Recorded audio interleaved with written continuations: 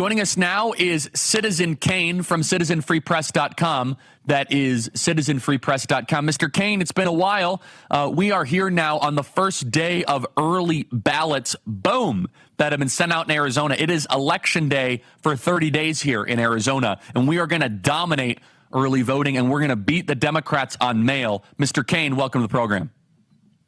Glad to be here, Charlie. I remember last time I was on with you, I was on with Andrew in the interim when you lost your voice to the overlords. But yeah, it was 58 days to the election when I was last on. Now we're at 27.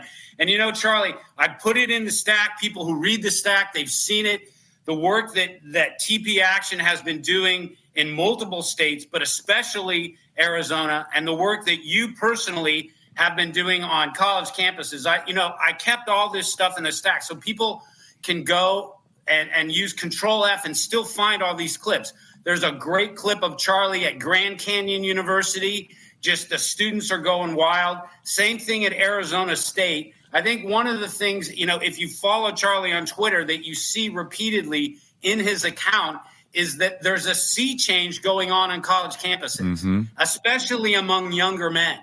That they're being conservative is becoming cool, and we're getting them registered. And I don't know the numbers. I'm guessing Arizona probably has 100,000 out-of-state college students. Easily, is that number somewhere? Does that yeah. sound So correct? I mean, there's 150,000 kids in the Arizona public system, NAU, U of A, ASU, 150,000 kids. But then if you count GCU, which is a private school, that's another 40,000 kids. That's 200,000-ish college students, and then there's other smaller schools. And so at least 100,000 of them are from out of state, at least.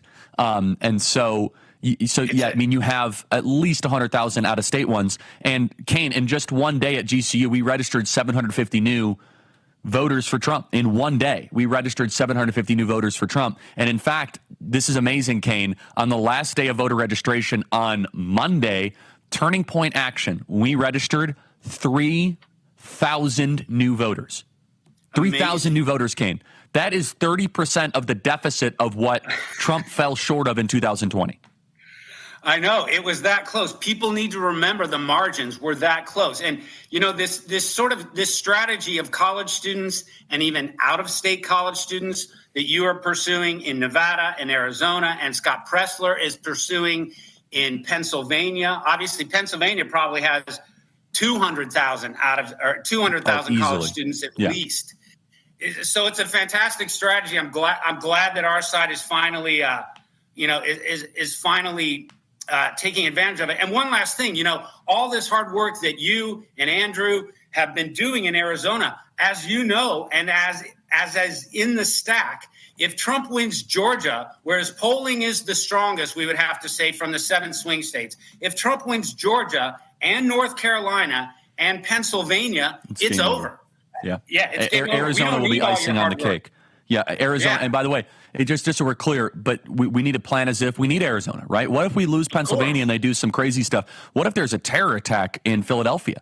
And I only talk about this, Kane, because yesterday I have Nasir Ahmad Tawhidi, who tried to plan a terrorist attack on Election Day, brought in on a special immigrant visa. Kane, we need our people to vote early because I'm afraid they're going to try some crazy stuff on Election Day because the only way they stop our movement is through mass electoral disruption. Your thoughts, Kane? Yeah, vote early is the right answer. I think I heard you say it. I heard someone say it. You make your plans. You're going to vote on Election Day, and something comes up. You can't make it to the polling place. Let's avoid that completely. If you know you're going to vote and you have time, whatever state you're in, if you've got early voting, get it done now. Then that frees up your efforts for the next 3 to 4 weeks, where you can bring other people to the polls. So that's So voting early is really important. And, I want to switch to polls really quick, Charlie. I know you're seeing it. You played the Mark Halperin clip. I have 2 clips in the stack from him yesterday, and that Halperin clip that you played, I'll be putting in the stack when I get off the show. Yeah, it's fantastic. And as you know, it dovetails. Remember that clip from J.D. Vance about 10 days ago where he said he was hearing from reporters that the internal polling numbers from from the Kamala campaign were not very strong. And so those reporters were essentially leaking that info to J.D. Vance. And then the last bit on that is the Tammy Baldwin stuff, right? Her internal polling in Wisconsin, which is obviously a close state. I mean, you and I have talked, right? If Iowa is plus 20, it's hard to believe that that Trump could lose Wisconsin. And Tammy Baldwin's internal polling showed Kamala down 3.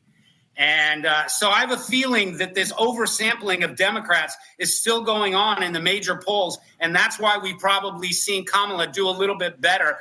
And I think it's on purpose. And the last thing before I throw it back, I've had it in the stack. Majority of Americans now identify as Republican.